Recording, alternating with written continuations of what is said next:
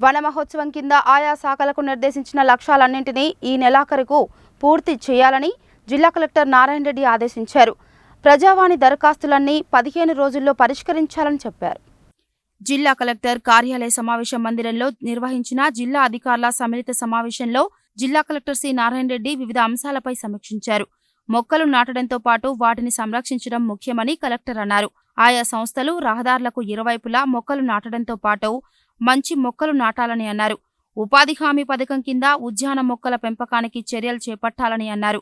ప్రజావాణిలో భాగంగా వచ్చిన ఫిర్యాదులన్నింటినీ వచ్చే 15 రోజుల్లో 100% పరిష్కరించాలని, ఇకపై ఏ వారం ఫిర్యాదులు ఆ వారమే పరిష్కరించే విధంగా అధికారుల వద్ద ఆ వారానికి సంబంధించిన ఫిర్యాదులు మాత్రమే ఉండాలని అన్నారు.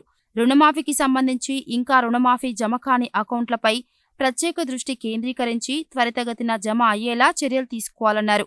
విద్య, వైద్య రంగాలపై జిల్లా అధికారులు ప్రత్యేక దృష్టి కేంద్రీకరించాలని కలెక్టర్ సూచించారు.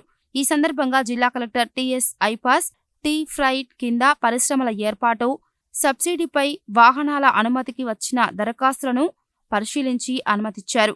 అదనపు collector J. Srinivas, special collector Nataraj, DRO Rajalakshmi, జిల్లా అధికారులు ఈ సమావేశానికి హాజరయ్యారు.